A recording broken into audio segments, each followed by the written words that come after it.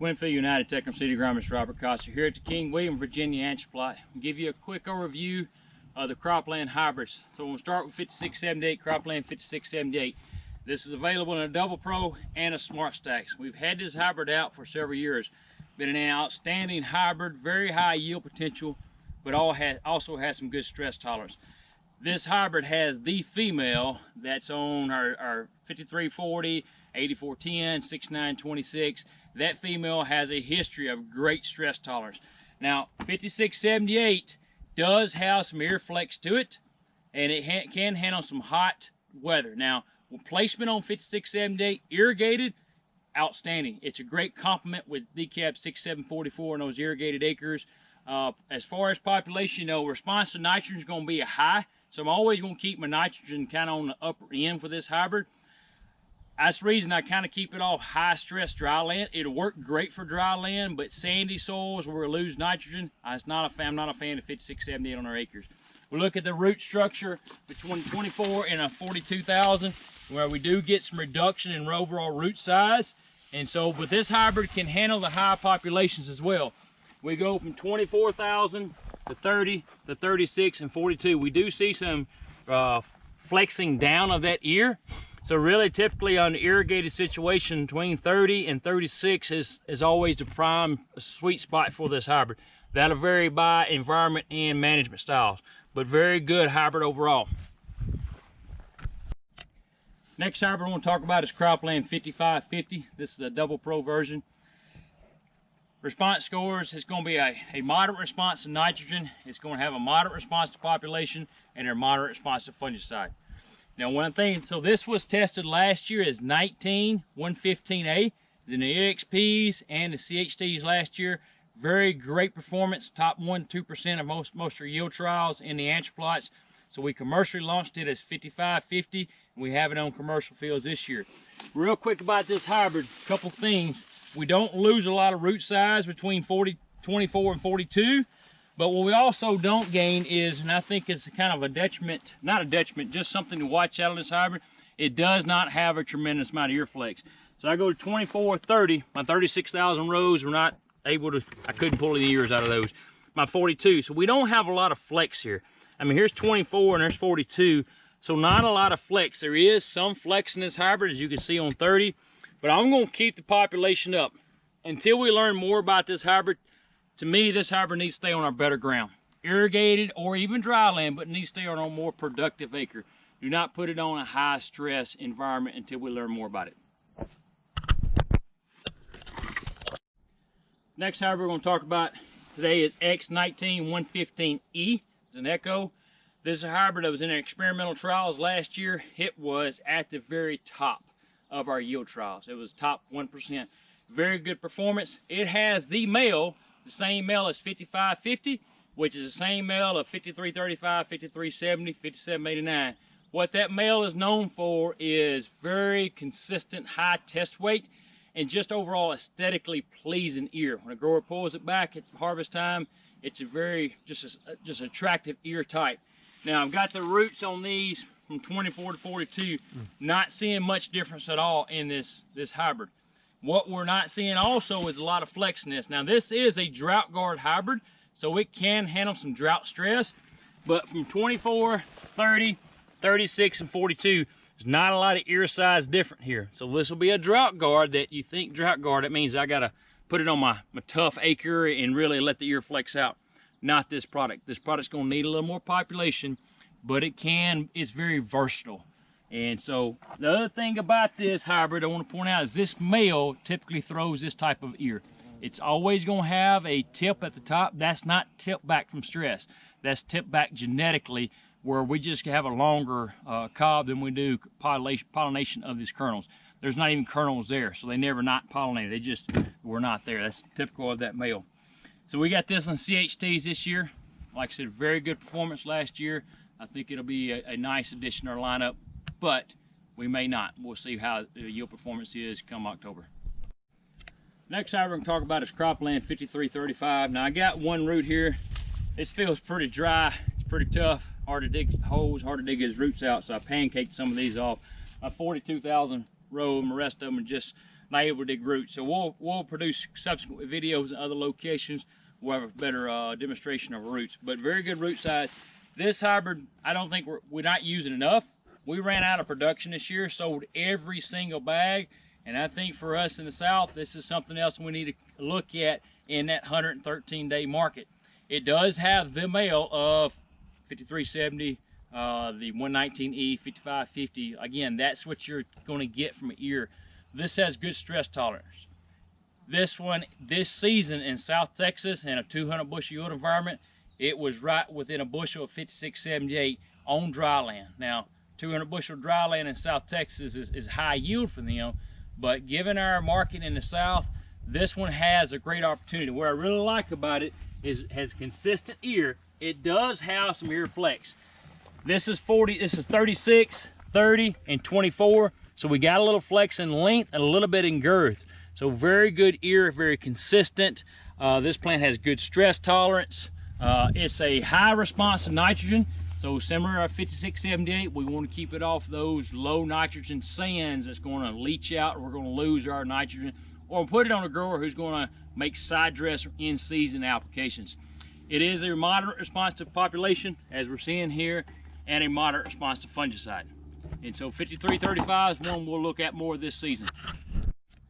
Next hybrid is Cropland 5340. Now I want to point out Cropland 6640 VT3 Pro or Triple Pro was a very high demand, high used product in the lineup. This is a double pro version of that. We changed the numbering system because we're on a maturity, right? You've got 53 plus 60 makes 113. So we changed 6640. We brought the double pro version out to 5340 to match our numbering system. A lot of acres, very consistent product. Response to nitrogen, response to population are both moderate. Response to fungicide is low. Now I say is low, but you got to remember this product is highly susceptible to southern rust. If southern rust, I like to say if it's in 50 miles, you need to spray 5340. That's how susceptible to southern rust it is. Like I said, we got a long history of this product. 24, 30, 36, 42. I don't like 42 because like ran out of stress, right? We didn't pollinate the bottom of the ear because of stress tolerance. You can see we tip back. So 42 is way too much on this, even irrigated. This right here, 28 to 30, is a great spot for 5340. I know some growers have this under irrigation in South Georgia are pushing 36, but dry land acres, you can get down as low as 22, 23 and take advantage of that flex. This hybrid flexes in girth, so it's critical that you have your nutrients in place at V4 to V7, because if you miss that girth flex at V6, V7, you're going to really limit your yields here. So 5340, right towards the middle to the end of its life cycle. We'll have it line up a few more years, but it still continues to be consistent for us on the farm. Next hybrid we're talking about is Cropland 5370, and this is a double pro version here. It is available in Smart Stacks, though I don't really prefer the Smart Stacks coming south. We have better Smart Stacks options. 5678, prime example of a Smart Stack. So I'm going to use a double pro. We've had this out a couple years. Very high yield potential. It is a high response to nitrogen and a high, you could say moderate response to population, then a moderate response to fungicide. Now, key characteristic of this hybrid, worse than it has the male on it. We talked about 5335, 5550 and others, and we talked about what that male does. This hybrid does it worse than any. So my watch out for 5370s, you're going to get a half to a full inch tip.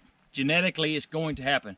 If you were here to feel this, you could tell they never even pollinated because there's nothing there. So you're going to have that genetic tip back no matter what.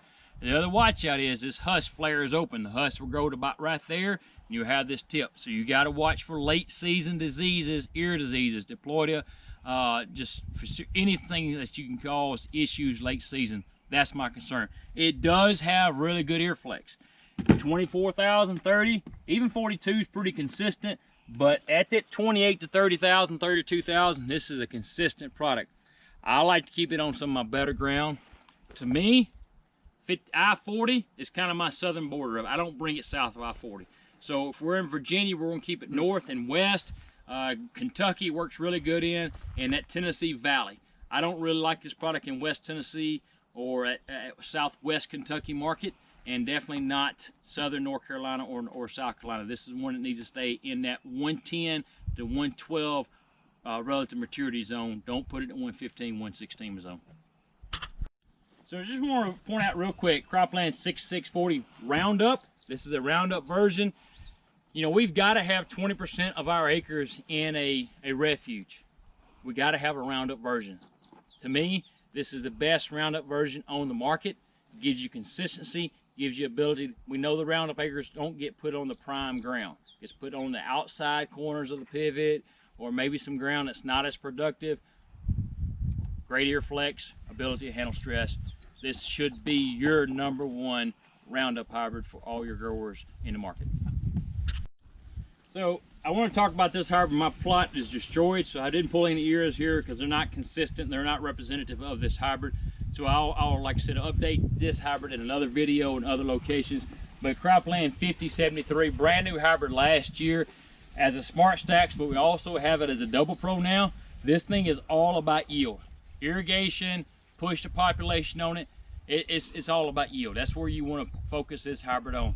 It does have a little stress tolerance coming in 112 market, but don't drag it too far south into 115, 116. Keep it on your more productive ground, under your pivot. Like I said, fixed ear. It's got a moderate response to nitrogen. It's going to have a high response to population. As I push population, I'm going to make more corn than our moderate response to fungicide.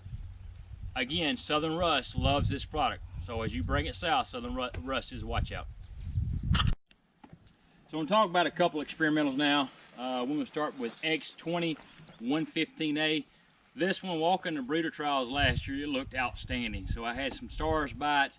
I was able to get it deployed to us as Cropland. So this one is outstanding. This one, the genetic package on it, the parents are just second to none. They bring good heat tolerance, great stability, and overall good husk cover too. We talked about 5370 missing that husk coverage. This brings pretty good husk coverage. So again, can't dig roots because it's dry here and the ground's so hard, but it did pull some ears. Now what we have here is 2430, 3642. This is silver and this is gold. And so we got a little more management in the bottom than we do the top. And that really shows up on our 42,000. 42,000, no management, lost nitrogen, and we just didn't have the groceries to keep up. Once we added those groceries back, big difference in yield. So today, we'll know more after we get our answer plot data in, but today I'd say this one's going to require just a hair more management, maybe more of a moderate to high response to nitrogen product. But ear size is consistent from 24 to 36 across these. So again, we're probably looking at a moderate, maybe even a high response to population.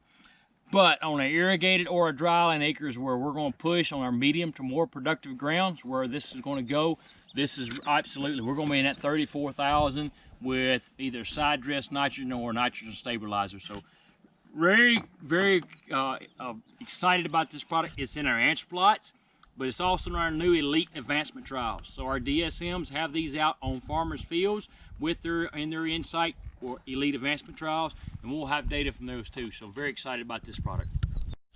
So last hybrid I want to talk about from the King William plot is X20 116A. You know, last year, year before last, we started this mid-tier strategy on Cropland corn. We have our signature products and our performance products. Our performance products are going to be those mid-tier acres, not your most productive, shooting for 270 or 300 bushel environment, but really that 150 to 220, 230.